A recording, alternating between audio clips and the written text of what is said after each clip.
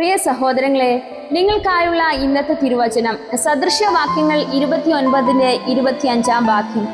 മാനുഷ്യഭയം ഒരു കെണിയാകുന്നു, യഹോവയിൽ ആശ്രയിക്കുന്നവനോ രക്ഷ പ്രാപിക്കും. മനുഷ്യരെ ഭയന്ന് ജീവിക്കുമ്പോൾ നമ്മൾ പല നല്ല കാര്യങ്ങളും നഷ്ടപ്പെടുത്താറുണ്ട്.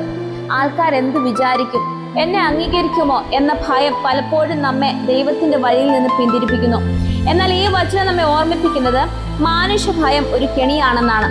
ദാവീദ് ഗോലിയാത്തിന്റെ മുൻപിൽ നിന്നപ്പോൾ എല്ലാവർക്കും ഭയമുണ്ടായിരുന്നു.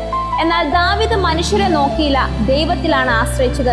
അതുകൊണ്ടാണ് അവൻ ജയിച്ചത്. പ്രിയരെ, മനുഷ്യരുടെ അഭിപ്രായമല്ല നിങ്ങളുടെ ജീവിതം നിർണ്ണയിക്കുന്നത്, ദൈവത്തിന്റെ വാക്കാണ്. മനുഷ്യരെ അല്ല, യഹോവയിലാണ് ആശ്രയിക്കേണ്ടത്. അപ്പോൾ ഭയം മാറി ദൈവത്തിന്റെ രക്ഷയും സമാധാനവും നമ്മുടെ ജീവിതത്തിൽ നിറയും. ദൈവം എല്ലാവരെയും അനുഗ്രഹിക്കുമാറാകട്ടെ.